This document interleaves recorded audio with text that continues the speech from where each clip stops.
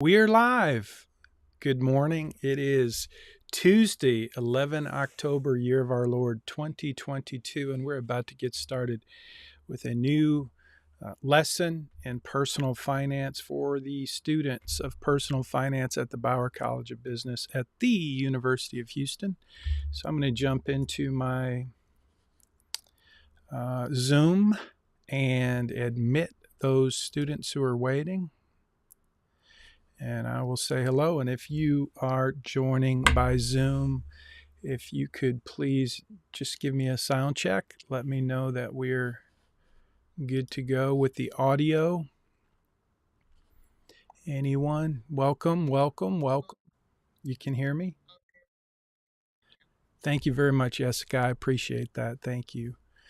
Okay, as usual, if you'll just pop in your name and the time that you got here, that would be awesome. I'll save that little text in case I ever get audited by the University of Houston asking if I'm keeping track of who is attending the live Zoom meetings. Obviously, you don't have to be here.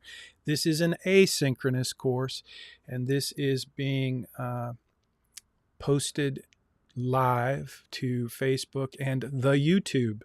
So I had an interesting question. We're a few minutes early, so this is my opportunity to ramble while we wait for folks to log in. But I had an interesting question from a student this week in an assignment. The student told me that he was unaware that we had Zoom meetings. The Zoom meetings are actually required. This is like the lecture. And so I try to talk about things in the Zoom meeting that will be helpful to you. And so today I'm going to try to do that. And just FYI, today I'm going to highlight. I was out of town last week in Michigan at Mackinac Island with my mother and some of my family. It was pretty awesome. But I did get a little bit behind in terms of grading and interacting. So some of you had to wait for replies and emails, but most of you, almost all of you, needed nothing from me because you're way ahead of the game. And I really appreciate that. Those of you who have, I don't know, I'd say over 300 points, you're doing great. Most of you are doing great. There are some laggards, as is the case typically in any group. I was a laggard in college. I waited until the last minute. I did the least amount of work possible to get the grade, and then I complained if I didn't get a decent grade. That was kind of my game in college. I figured out over time that that didn't work out very well.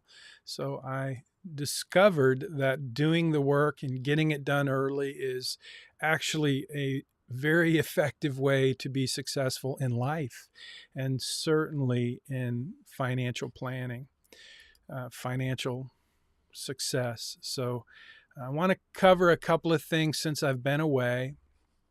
I want to just do a kind of a review of the capstone assignment before we jump into insurance. So let me just give you kind of a heads up. We started out with the missional or the credit crush part one.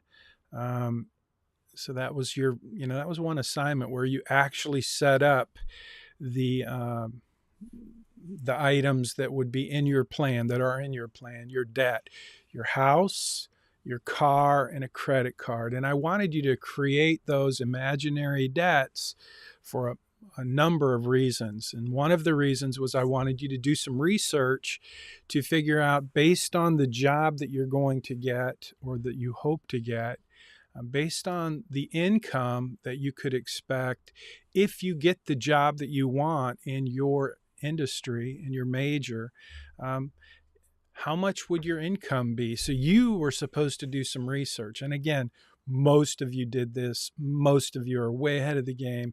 But there's a group of students who are still just kind of missing the main point. So once you did that, once you went and did a little research to figure out how much income you would kind of expect if you get the job that you want to get when you graduate, then your job was to go and see how much house could you afford. what would be a reasonable amount for you to pay for a mortgage? And then you were supposed to pick your house and figure out how much is interest rates, what are the interest rates right now, and what could you get a loan for? These are all very easy things to get with a little bit of research and a little bit of work. So again, most of you did a great job so far throughout this kind of mini series, The Credit Crush, which started with some research and you figuring out what your financial life could look like after you graduate. So if you missed all that and you're behind and you're getting deductions and you're just kind of feeling like you're not sure where we are, I would encourage you to go back and watch each of the Zoom meetings and just start over, basically, because we're getting closer and closer to the capstone assignment. And I want to make sure today, it's still only 10:02 a.m. So for those of you who are here on time early, you're getting a little extra heads up, a little extra warning. And I know you don't need it. It's the students who aren't here who need it, who need to be watching these Zoom meetings. But there's going to be a 100-point deduction for all of the students who miss what I'm about to talk about. Okay, so I am posting this week this video, this live stream video, this lecture, which is really going to be about insurance. But before we move on to insurance, I want to make absolutely sure that I clearly communicate what I'm seeing related to your credit crush assignment, because remember that your capstone assignment, which is worth 200 points, that capstone assignment is really just putting it all together, each of the assignments that you're going to do this semester that relate to your financial plan. You're building your financial plan.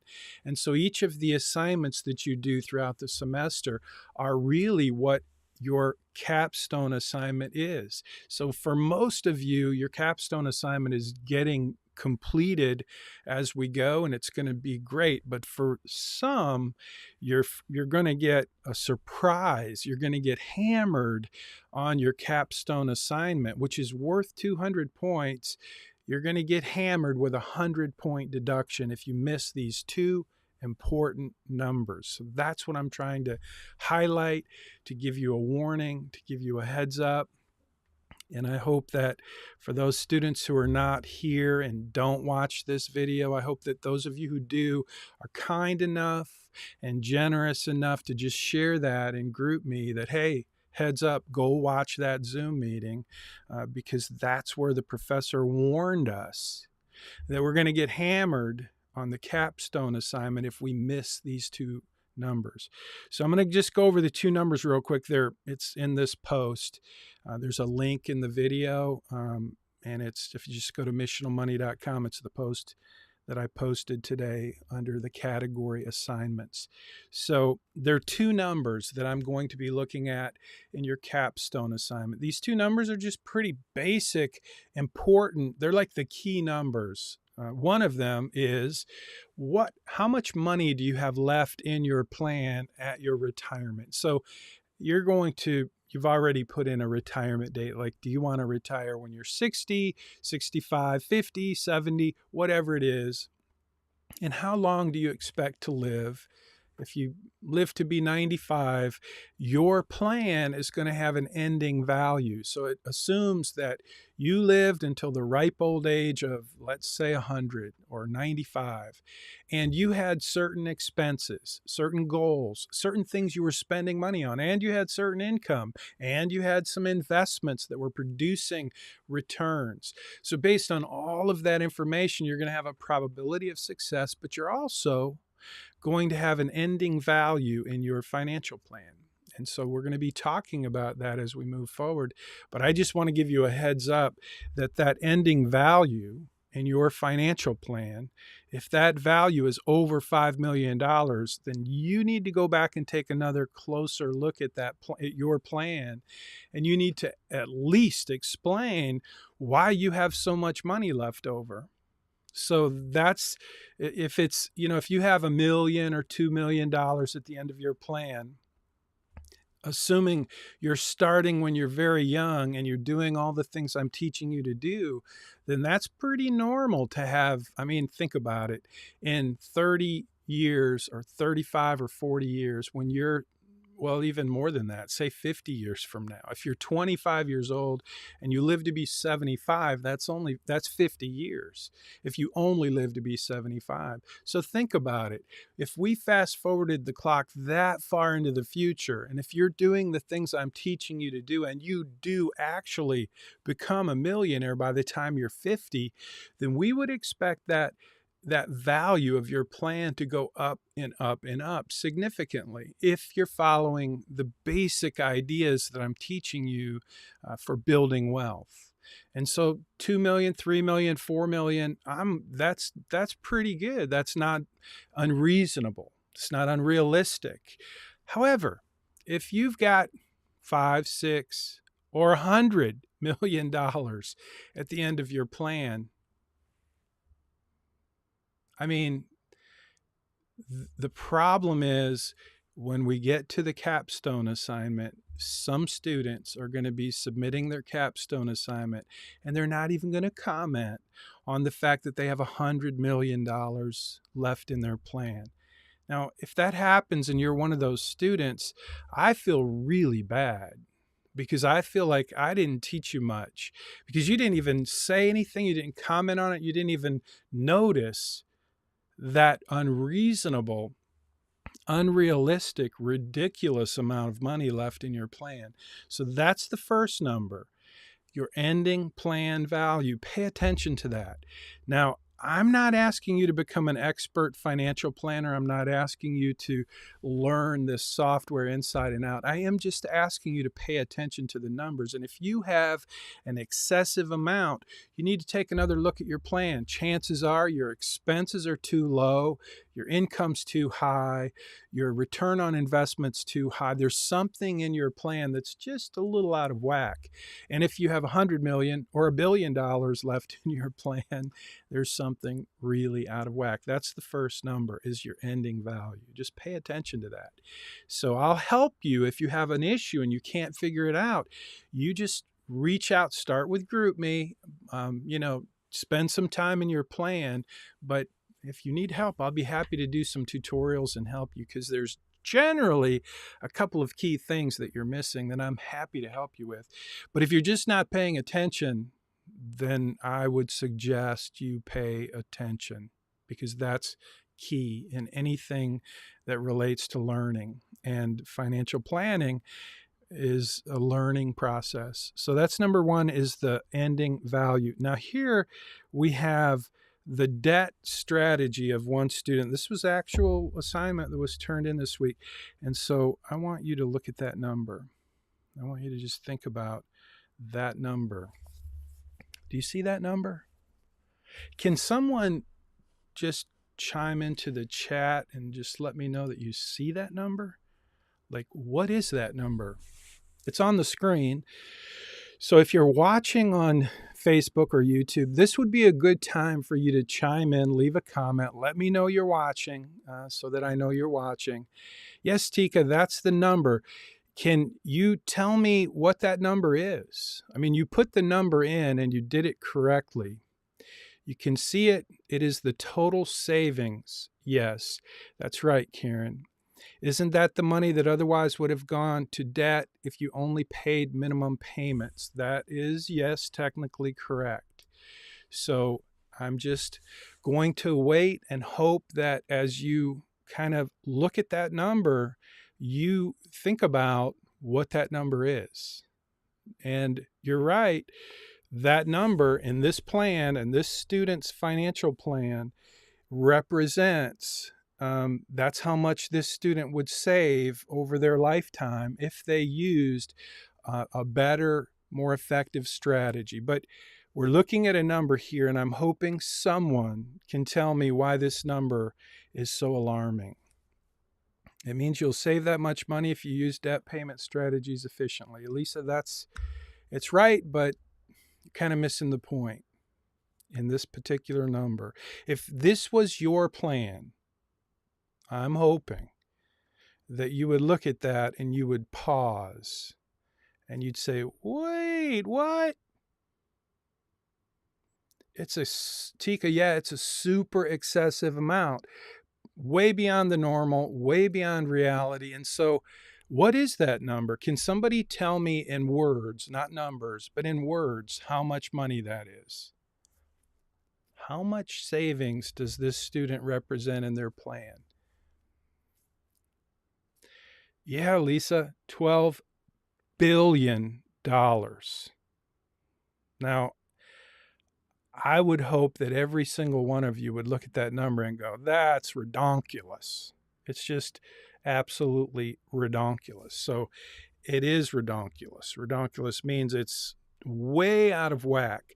So I want to just tell you how you can identify really quickly if you have this issue going on in your plan. Now, just so you know, I did not give deductions in the capstone assignment for having these numbers be out of whack, because what I wanted you to do in the capstone assignment was I asked you to give me this most important screenshot, which you did.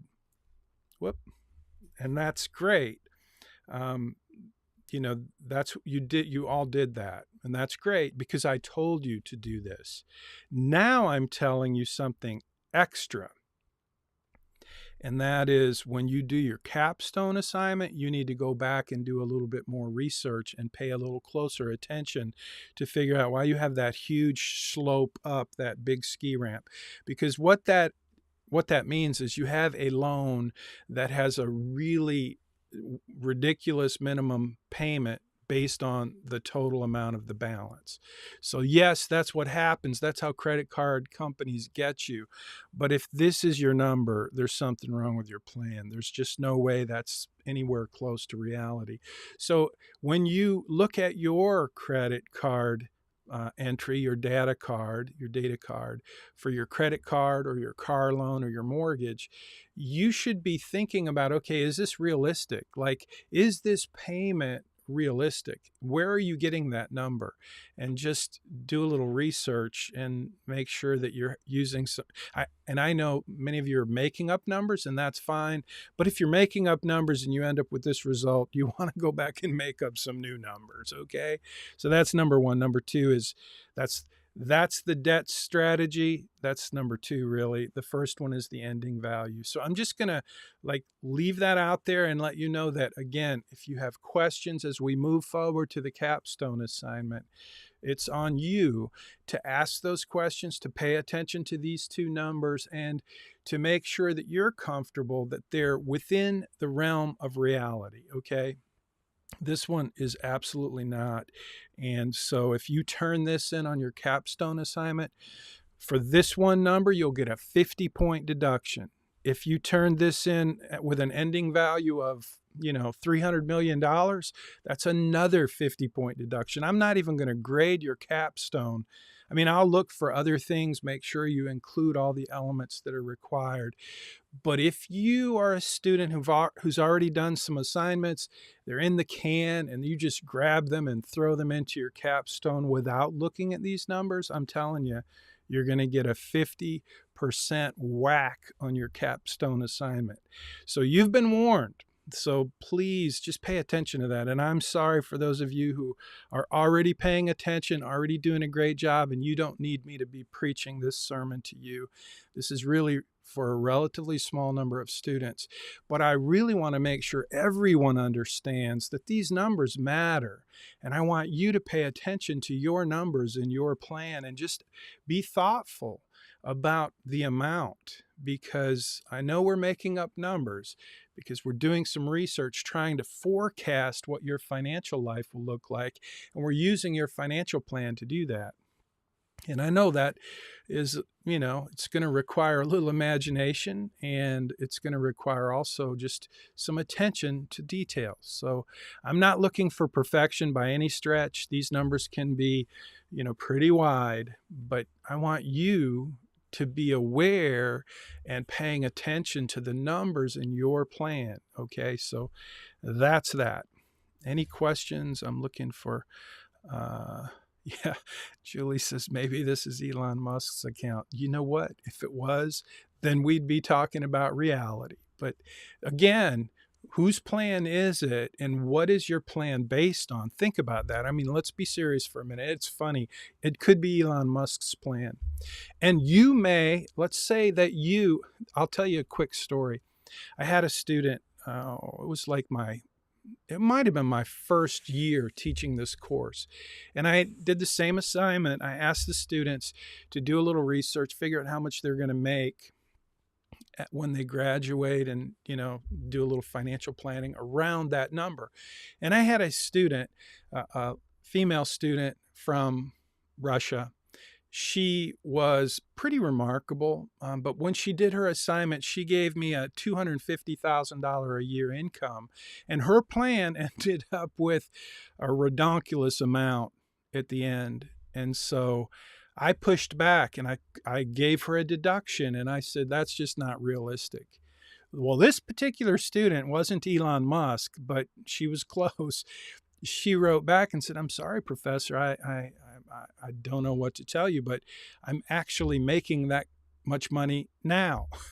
So she spoke 6 languages. She was, because of her skill set, she had already been placed into a unique position with a company where she made a ridiculous amount of money. In my opinion, she made a lot of money. And she was only going to college because she liked education. But my point is, she already had the job. I don't know if she's actually working yet, but it was like, this is how much I'm going to get paid when I graduate. It's not a made up number. So whether you're Elon Musk or this particular student, if that's your case, you just need to tell me, right? If it's a real number, I'm okay with that. But if you're just, if you're just putting in numbers and you're not even aware that you have $100 million in your plan, then that's a problem. I failed as your instructor in personal finance. Those numbers matter. So thank you again. I have a question. Right now in my Right Capital portal, it shows that my plan has a 0% probability of success. Is that normal at this point in the process, or is there something I need to look at? Julie, that's a great question. And you do need to look at it. That's at this point, at this stage, it's not a real problem, but it's definitely something we're going to be working on, because we want your plan to be based on as close to reality as we can assume in terms of the research we're doing. But when we get down to making sure that your income is correct and your expenses are relatively correct, then your plan should have a much higher probability of success. We're looking for something north of 80% probability of success. We're not looking for 100%. In fact, if you have 100% probability of success, you probably also have that redonkulous ending value over 100 million or over 5 million. And that is just basically because you put in, I'm going to make more money and I'm going to spend less money, and you made up some numbers that are probably not really based on reality. But yes, 0% probability of success would be the other extreme, where you're not showing enough income, you're not showing enough investment for the future, and you're probably overstating your expenses. So we will get there. It's not a problem right now, but by the time you do your capstone, it will be a problem. So still have the mortgage issue of paying it off soon. So Jessica, I think, did you set up a goal? So this is what has happened several times. Look at your goals. If you have a goal to buy a second house, check that out, delete that goal. Because here's what happens in your financial plan. If you have a mortgage and then you go in your goals and you say, I'm going to buy another house, I'm going to move when, in 10 years or 5 years or 3 years or whatever. I'm going to get another job, I'm going to move. Okay, great. Well, your plan has got to pay off your original house. So check that. That's number one reason why this is happening, Jessica, is you have put in a goal that says you want to move and your plan has no other option but to sell the original house. So check that out. If you still have problems, shoot me an email, or you might work with another student to try to figure it out. But if you can't figure it out, I'm happy to help. Good question. Thank you for that. Yep, check that out. Thanks. Appreciate it. Okay, so let's jump into, so I just wanted to set the table for the capstone and make you aware that while I'm being very generous, I'm trying to get you to learn how to use this program and learn how to build your plan as we go. And I'm not that critical in terms of deductions on mistakes that you might make. And I've certainly not required that you pay attention to the numbers. I just want you to see how they work. And you've demonstrated that you absolutely understand that there's a difference in terms of how you pay off debt. You can pay the highest interest, the smallest balance, or you can just pay them all equally. And I want you to go back and play with those strategies again. Most of you, when you did the Credit Crush assignment, most of you did not add any extra money to go towards paying off your debt.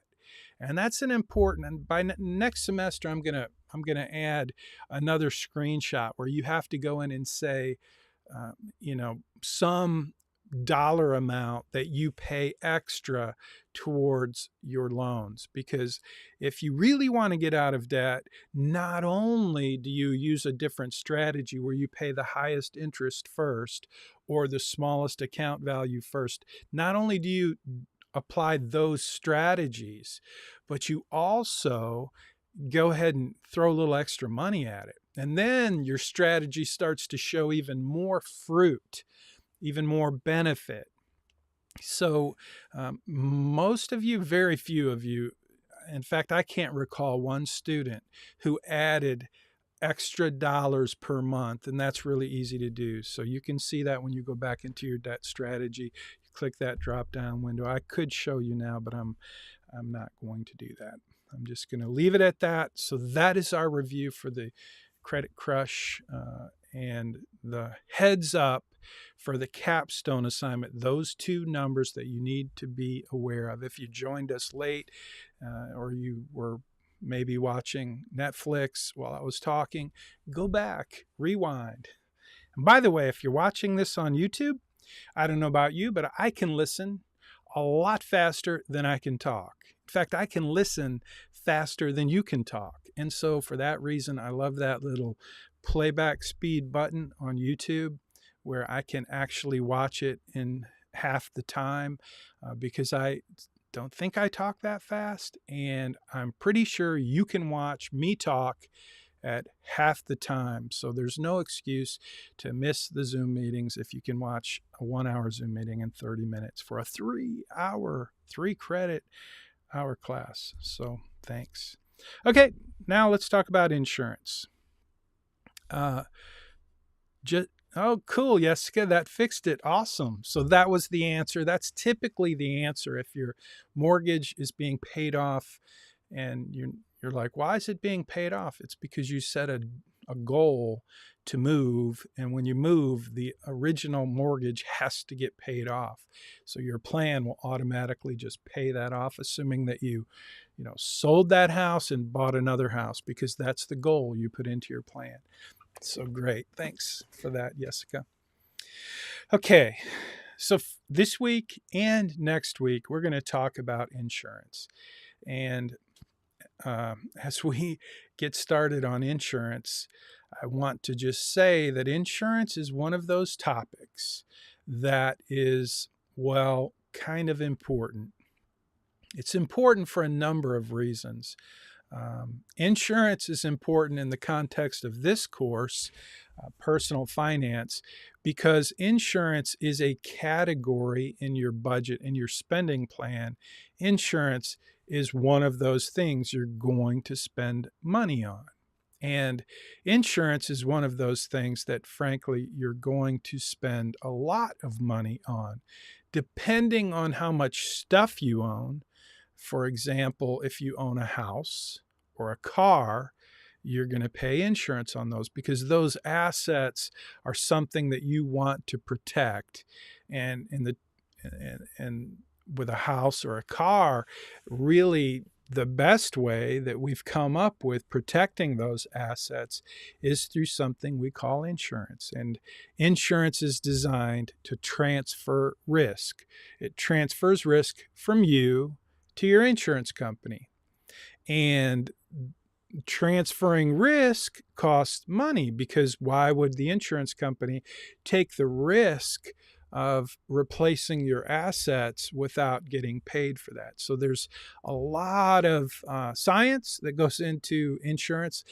Science meaning actuarial numbers, the law of large numbers. How do we rate? How do we charge the insurance company? I used to be a State Farm agent for many years, so when I say we, sometimes I'm pretending I'm the insurance company. So how do we, the insurance company, charge you, the consumer, the right amount of money so that your insurance rates are not too high and not too low? If they're too low, we don't stay in business. We being State Farm, Allstate, whatever the insurance company is. If they're too high, then you're going to go down the street and buy your insurance from someone else. So there's so many things that affect the price of insurance, but the main idea is that you're transferring risk to the insurance company. And so risk and risk management is really one of the key elements of financial planning. And in the context of personal finance, there are 7 elements of financial planning. I'm going to bounce through them pretty quick. I wish I had a picture. I should have a picture, maybe not. I have in my book, Make Your Money Count, I use a picture of a tick. Do you know what a tick looks like? A tick, the thing that sucks your blood and you pick it up if you walk through the woods. A tick, free tick. And it's a picture of a tick with a iron ball around its ankle. Free tick is an acronym. Okay, it's a word. Free tick, FREETIC. It's how in my book, it's how I teach the 7 elements of financial planning. So I'm just going to jump through them pretty quick because I want you to see where risk management sits. And I want you to understand the 7 elements of financial planning. So you can write these down if you want. Free tick. F is for financial independence. And some people would say retirement. Retirement is a major element of financial planning. But the purpose of retirement planning typically for most people is to achieve financial independence so that they can have a sense of contentment in their financial life without worrying about having to work. Financial independence is the F for free tick. Risk management is the R, and that really relates to insurance, and that's what we're going to talk about today. So the rest of them, free tick. The next E, the next E is education funding. How do we prepare for and fund college for our kids and our grandkids? That's a major element. One of the 7 elements of financial planning is education funding or education planning. The next one is a really important one that we don't really talk about in this course at all. In fact, I had a student this week ask about, why don't I have estate planning tab available in my plan? And that's because we just don't give it to you because it's beyond the scope of this course, but it's not beyond the scope of financial planning. In fact, it's a critical, very important, often overlooked element of financial planning. That your estate, how will your assets be distributed after your death? And estate planning also includes things like if you get sick or hurt and you don't have the mental capacity to manage your financial stuff, you need a financial power of attorney. You need a medical power of attorney, something, a document written out by an attorney that says, here's my wishes in the event that I'm on life support or if it doesn't look like I'm going to survive. So all of those things, end of life things, are done through the element of estate planning. Again, one of the 7 very important elements of financial planning. So free tick, FREE, we've gone through the free. financial independence, risk management, education planning, and estate planning. And then we get into the TIC, the TIC. So T, what do you think T stands for? I'm sure there's an accounting major on the call today. What do you think the T stands for? Tax. Julie, you get the extra 1,000 points today. Just kidding.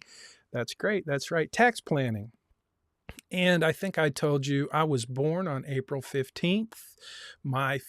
That's tax day, by the way.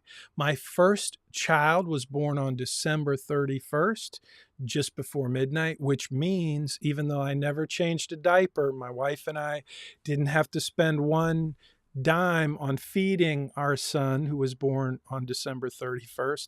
We received a tax deduction for the entire year. And so because I was born on April 15th, I planned that exactly so that we would have that benefit. Yeah, right. I just got lucky. But my second son was born on October 15th, which is coming up. His birthday's coming up. But October 15th is the tax deadline for corporations. I think it falls on, I think the 15th is Saturday, so it'll be the following Monday. But at any rate, tax planning is critical.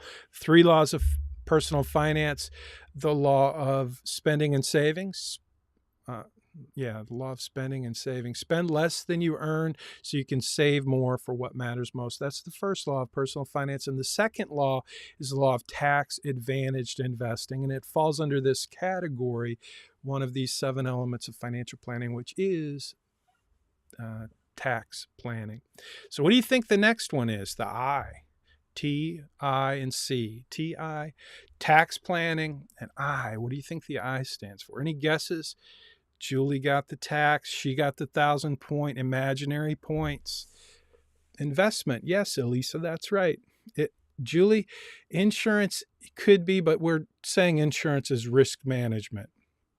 So insurance, risk management, that's that category. But yeah, it's investment planning, which, by the way, is the most popular topic in this course. And after we do insurance, we're jumping into investment planning. And I'll teach you 4 investment strategies that are designed to help you maximize returns and minimize risk.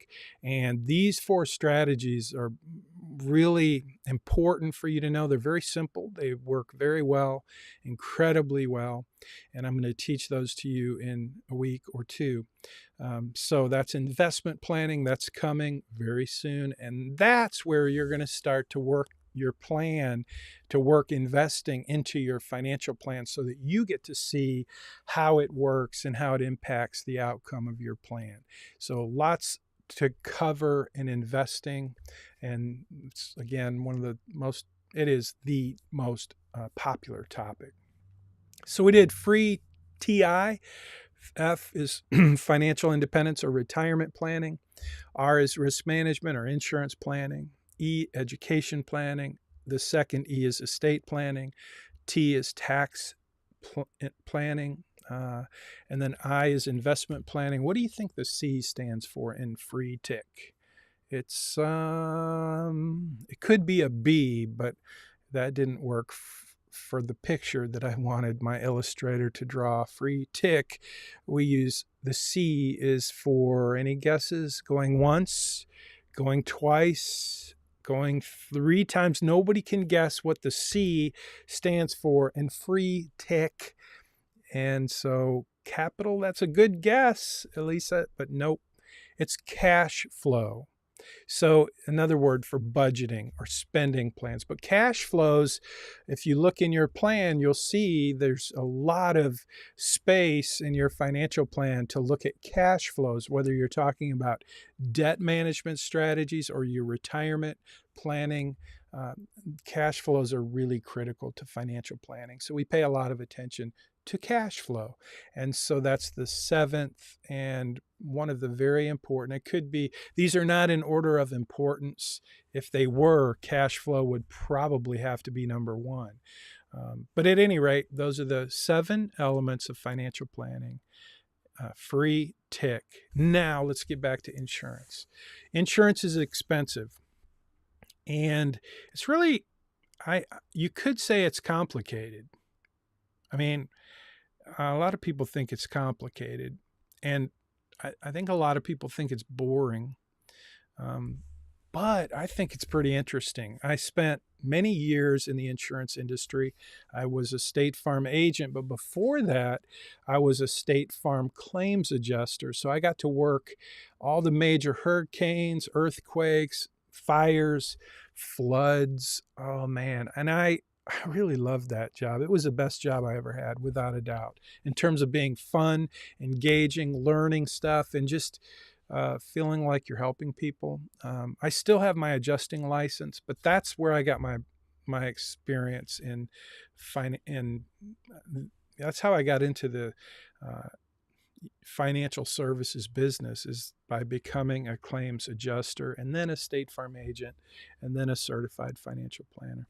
So what we're going to do this week is your assignment this week for insurance is going to be to get a quote for car insurance. Now, some of you already have insurance, so we're going to talk a little bit about car insurance for a minute.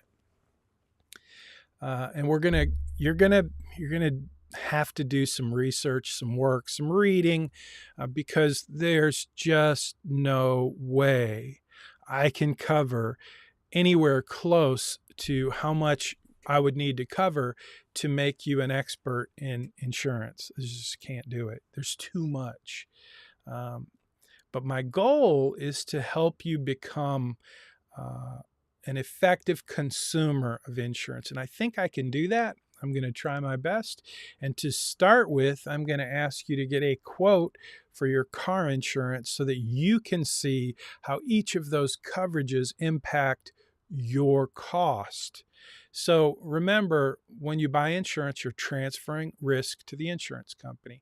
But there's lots and lots of ways to do that. In other words, there's lots of ways to configure your insurance policy so that you get the best value for you. And when I say for you, your policy will probably be different than my policy. And so let's talk a little bit about car insurance in the context of your plan versus my plan.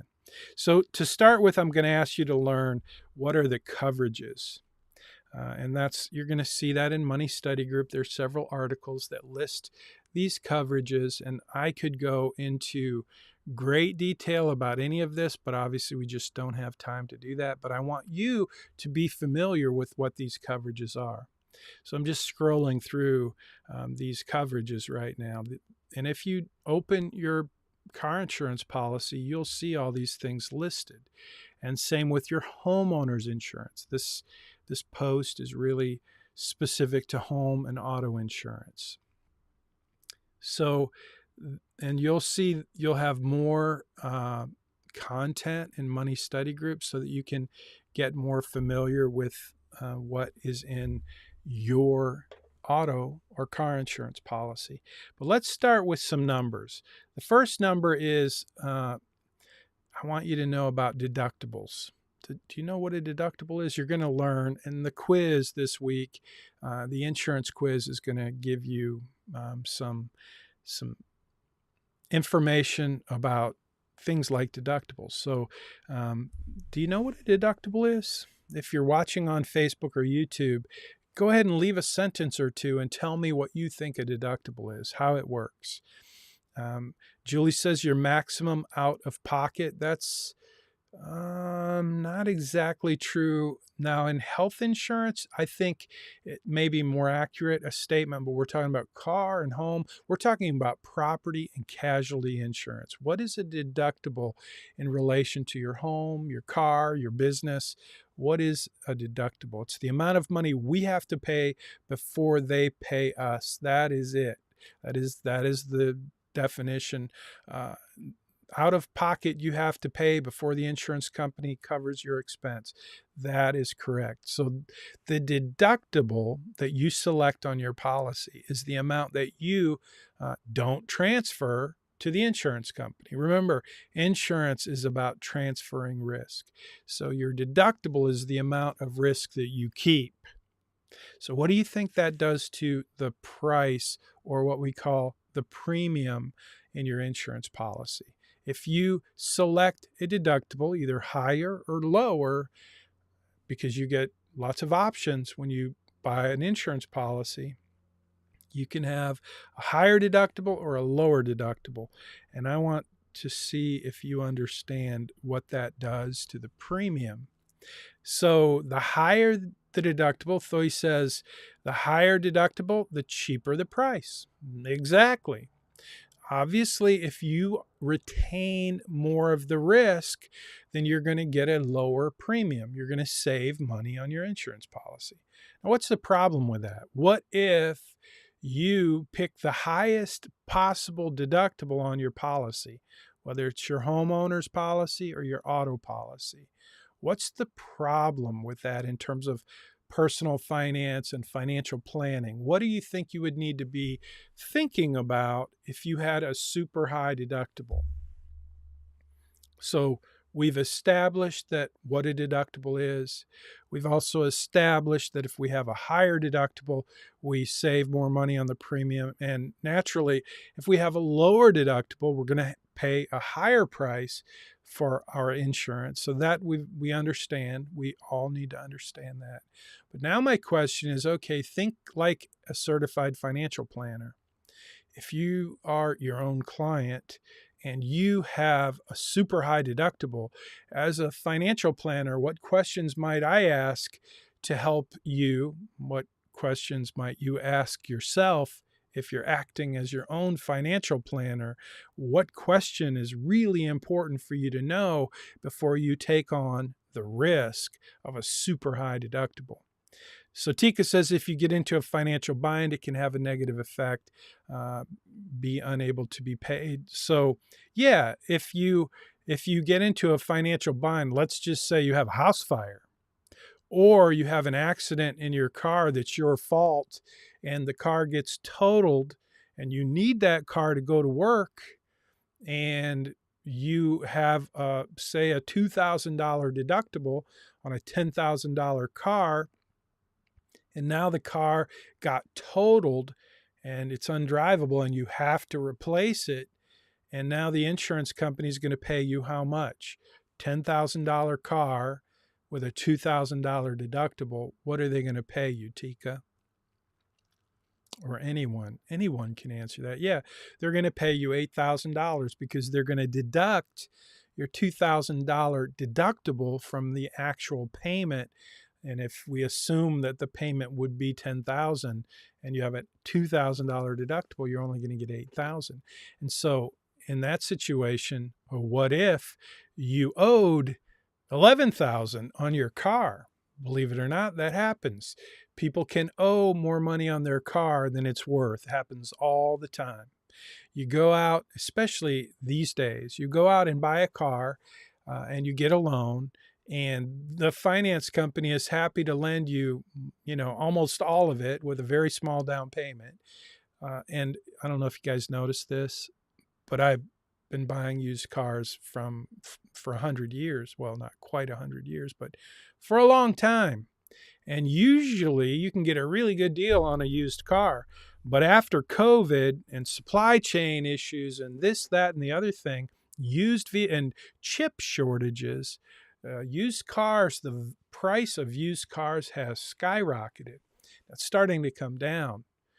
But I did buy a car while it was skyrocketing because I just happened to need a car. I gave one to my daughter and I needed a replacement, and I went and bought a car. So think about that for a minute, Tika. If I were to go and buy a car and I paid, let's say that I paid $10,000 for the car, kept a $2,000 deductible. I have to have this car. And now the car that I paid $10,000 for is only worth $5,000, because when I bought the car, all those prices were super inflated, and now the prices have come down, but I have a loan for $10,000 and they're only going to pay me $5,000 to replace the car, because now you can buy that same car for $5,000, half the price. half the price.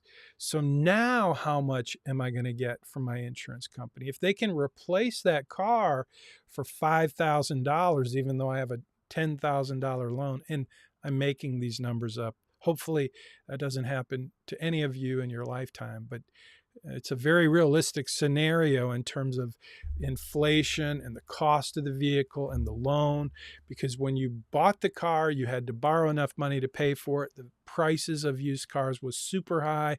And then 2 years later, when you have this accident, the value of the car has dropped significantly, and you have a car that can be replaced now for $5,000, but you owe $10,000. How much are you going to get from your insurance company in that scenario? Tika, do you have an answer? Anyone? Would you still have to pay $5,000 after they give you $5,000? Well, wait a minute. They didn't give you $5,000. If you bought the car, the same car that you paid $10,000 for when the prices were super high, and you borrowed $10,000, but today you can buy that same car for $5,000. So you can go out and buy that same car for $5,000. The problem is you borrowed $10,000. Now the insurance company is only going to pay how much it costs to replace the car. So they don't care that it cost $10,000 2 years ago when prices were crazy off the charts. All they care about is what can I go buy that car for at CarMax today? And that's $5,000.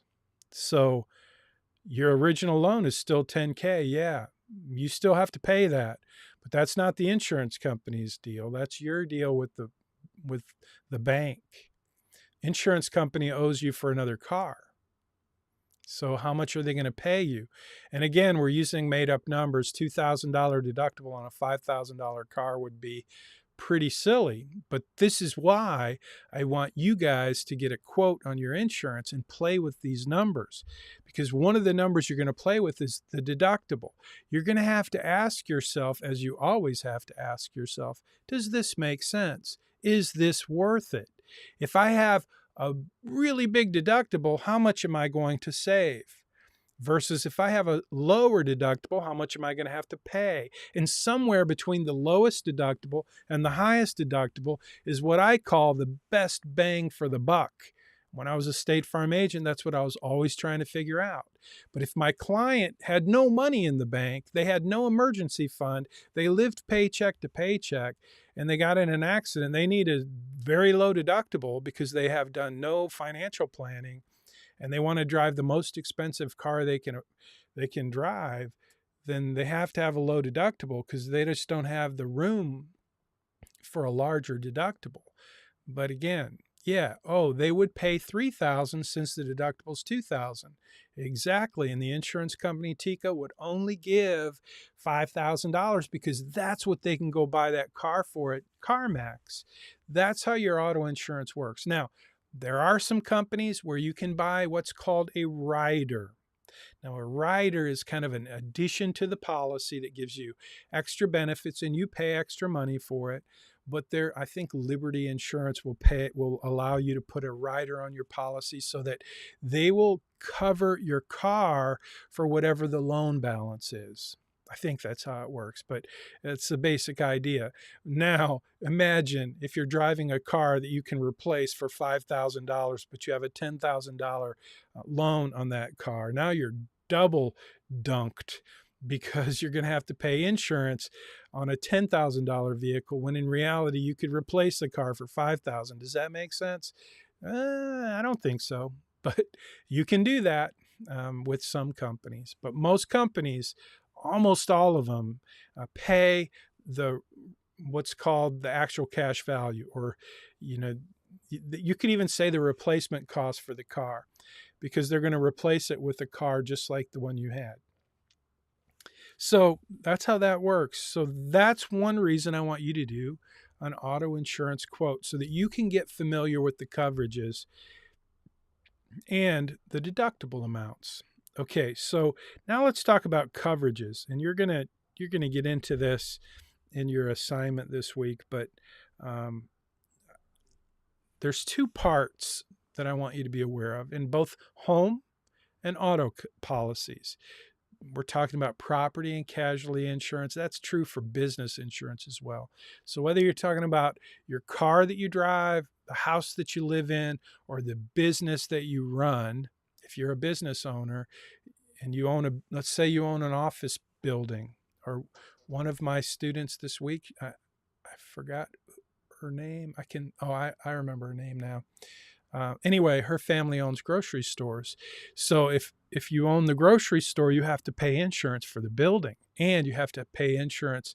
You want to have insurance on the inventory, and you're going to want to have insurance probably on the cash, the money that's coming in and going out. And if it gets stolen between the store and the bank, all of these things, every business has different exposures, but it's still property and casualty. We're not talking about life insurance. We're not talking about health insurance. We're just talking about one area of insurance, property and casualty. And all property and casualty insurance, all of those policies have two sections. The first section covers your property. The second section covers liability. And so I would love to spend 2 weeks teaching you about liability. But today, what I'm just going to do is set the table and help you know that when you get that insurance quote for your car, you're going to have two sections. One is your car. That's what the insurance company pays you in the event that your car is damaged in a covered loss. And you have section 2, which is liability, which is what you would be obligated to pay in the event of an accident that was your fault. So I want you just to think about those two sections of the policy. They're very important. And if you're going to be a good consumer of insurance, you need to understand that all of your property and casualty policies, your insurance policies, have two sections, property and liability. And you, as a consumer, need to know what those coverages are so that you can make informed decisions about how much coverage you select and about how much the deductible is going to be for the property side. Liability doesn't have a deductible. So in the event that we get in an accident, and let's say it's my fault, let's say I'm texting while I'm driving and I run into you and I damage your car and I send you to the hospital. My policy is going to pay for your damage because it was my fault. And I'm not going to have a deductible because my policy and the laws in the state of Texas require me to make you whole, to pay for your loss. So there's no deductible. So now we go look at these coverages, and you're going to see this when you get your insurance quote, all of these different options. And that's what I want you to pay attention to. I want you to learn what these coverages are and how much coverage you get. And the liability, you're going to notice there are 3 numbers. I'm going to just enlarge those. So when you do your quote, when you get your quote on auto insurance, you're going to see there's 3 numbers there. And I'm going to highlight those numbers today, and then we'll end it. We'll end today's lesson. Next week, I'll pick up on the other coverages in your auto policy. I'll talk a little bit about those, and I'll try to highlight your homeowner's insurance policy. And I will answer any questions that you submit related to insurance. If you have questions, I'd love to spend a whole week on life insurance, disability insurance, long-term care insurance, health insurance. These are all very important elements in protecting your wealth. Insurance does that. It protects your assets. And one of the biggest assets you have, does anybody know? What's the most valuable asset you have? Hands down, without a doubt, always. The most valuable asset you have. Yeah, Tika, it's yourself. And part of that is because your health is part of that too, Julie, yeah.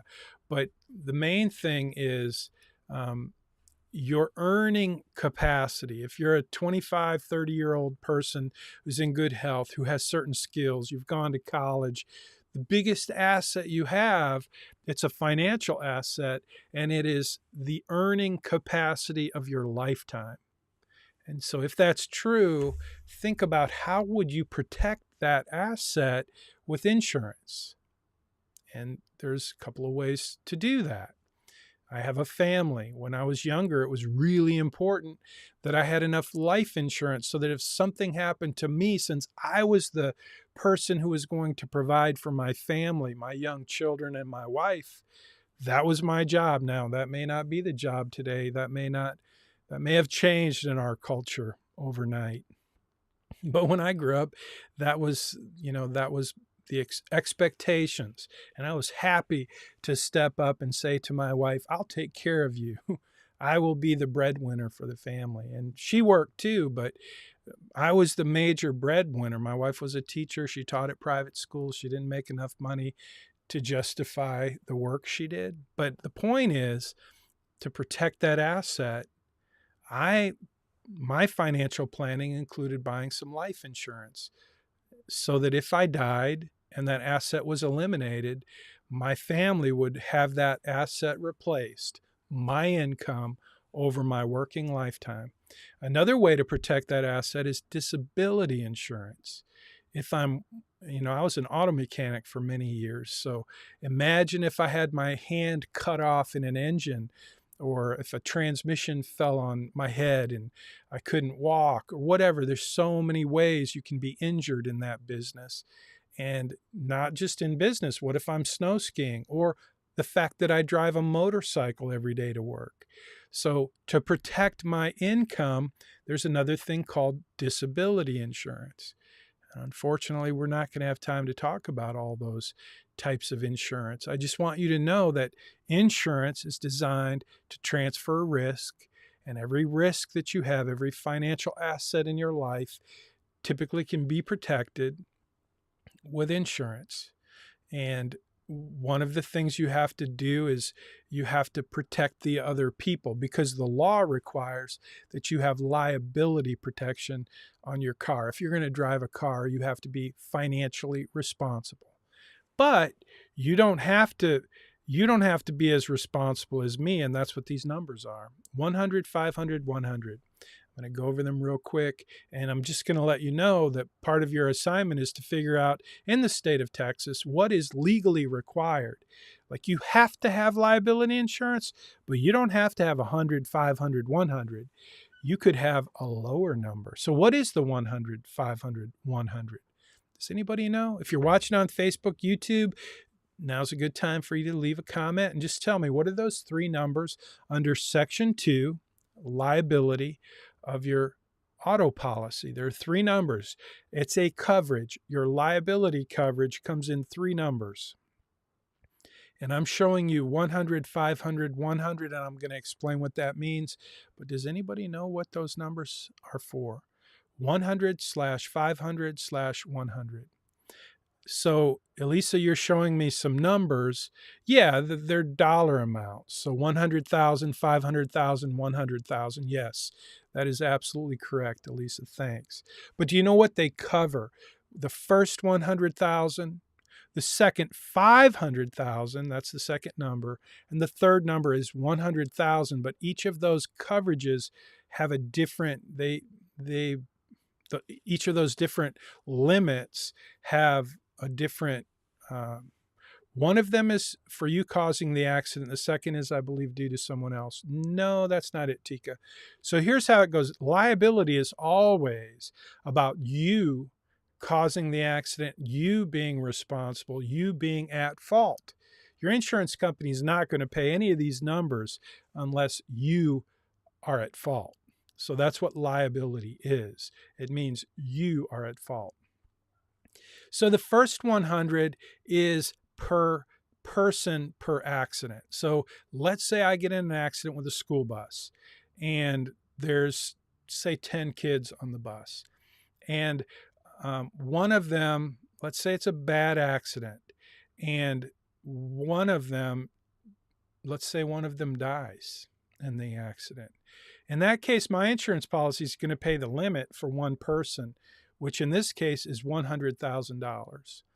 But the second number is the aggregate for the entire claim. So $500,000, if there are 10 students, one of them died, that student, that one person is going to get the limit on the policy, most likely, of $100,000.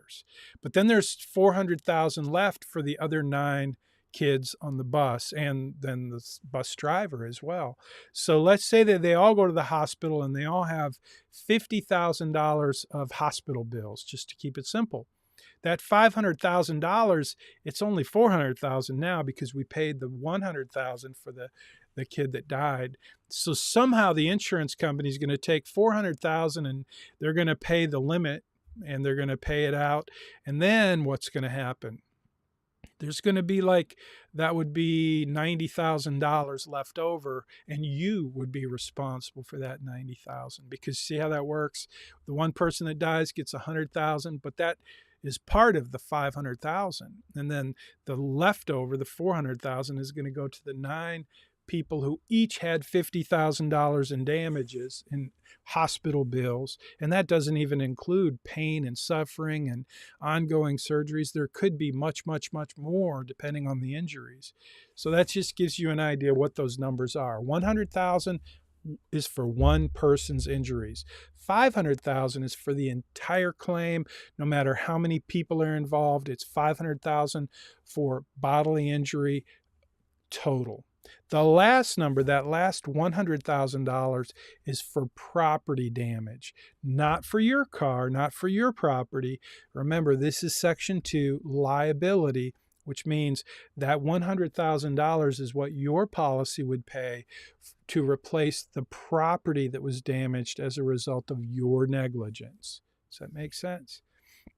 So again, in this example, let's say it's one of Kamala Harris's favorite machines on the planet, an electric school bus. And that electric school bus costs $300,000 because the old school bus cost $100,000. But now you damaged, you destroyed, you totaled an electric school bus with all of its batteries. And so now that is a $300,000 vehicle, because that's just the cost of being green. And so that's not enough insurance for you if you got in that particular accident. Now, 100, 500, 100 is a really good amount of insurance. And so one of the things you're going to have to decide for your policy is how much do you need? And the minimum in Texas is way lower than 100, 500, 100. So this week you're going to do that. That's going to be a big part of your assignment is to go and get a quote for insurance. Let me give you a couple of quick suggestions as you get the quote for your car insurance. Number one, if you already have insurance, maybe you're on your parents' insurance policy. That's probably half of you. The best way for you to do it is to call your insurance agent and tell them you want to get a quote. Just review the coverages, ask them to review the coverages with you and to give you a quote. And you can ask some questions like, how much would it cost if I raised the deductible? What if I lowered the deductible? What if I added rental coverage? Look at the coverages that are available and just think about what it would mean to you to have these coverages be better, to upgrade them. Or maybe you don't need that much coverage. Maybe you already own 3 cars and you're paying for car rental and you don't need to have rental. So just look at the coverages and do your best to understand what the coverages are and get a quote so that you can see how much it costs for these different coverages. And if you already have coverage, make a few changes and see what it does to the price. Maybe you raise the deductible, maybe you lower it, maybe you increase your liability, maybe you reduce it. I hope you don't increase it. That's probably what you need to do. Anyway, that's it. So that's going to be your assignment this week. We'll come back next week and we'll talk more about insurance. Again, if you have questions about insurance, make sure you can email me, text me, and I'll keep a list and I'll answer those questions. One question I got this week, and I'll end with this. I think it was Ashley. I know it was Ashley. Great question. The question was, well, it wasn't a question. It was more of a comment. Like, she thought it was odd that insurance, car insurance, costs more for guys than it does for girls. Does anybody know why that might be? I'm showing you a car. I drove this car. Actually, not this one, but one just like it. It's really hard to get into and out of, but it's super fast and fun to drive. But why do you think insurance costs more for young men than young women? Seemed discriminatory was, I think, her comment. But there's a reason for that. Remember, insurance is based on the numbers. It's based on actuarial facts, statistics. Julie says statistics of accident rates. That's yes, that's true. And not only number of accidents, but severity, injuries, fatalities. And when you think about injuries, when you think about accidents, just the number of accidents, guys versus girls. When you think about the severity of the accident in terms of injuries, when you think about the severity of the injuries in terms of fatalities, just those three things: number of accidents, severity of injuries, and injuries that result in fatalities, those three things. Who do you think is typically the cause of those kinds of accidents more, guys or girls? I mean, some would say that guys are way better drivers than girls, so why would they pay more for insurance? Others would say something else. Alyssa says guy. What does that mean, guy? A guy more likely to cause the accident, more likely to have more severe injuries, more likely to have fatality. Is that what you're saying, Alyssa, that the guy is the worst driver? Is that what you're saying? Like they're more likely to cause accidents. Okay, well, that's true. That's true. And that's why they pay more. But what do you think is the key ingredient for those accidents from the guys? And I'm showing you a picture that will kind of be a clue. Racing and sport cars. So yeah, that's it. Speed is the word I'm looking for. Guys like to go fast. Typically, girls aren't, like my wife doesn't want to go fast. I like to go fast, and I'm an old man. But when I was a young man, I liked to go fast, and that's just kind of the deal. Now, that may have changed. Like I said, when I got married, I had certain ideals and certain things that mattered to me that may not matter today. But most of the time, what we found, and the statistics prove it, is that guys drive faster than girls. And that speed is what creates the frequency of accidents and the severity of the injuries, and most of all, the higher rate of fatalities. And so that's been a pretty standard, a pretty consistent statistic over the years. And that's why guys pay more for insurance. So that is it. I'm sorry I went long today, but I'm going to hang around. If you have any questions, I'll be here. I'm going to stay on the Zoom meeting. I'm going to jump over here and finish out the broadcast. So if you've been watching on Facebook or YouTube, thanks for joining us. Please leave a comment. You're welcome to like the video if you want to. If you're a student, you should subscribe to the channel so you get notifications when we post these videos. But I'm going to hit the finish button and say thank you for joining us on Facebook and YouTube.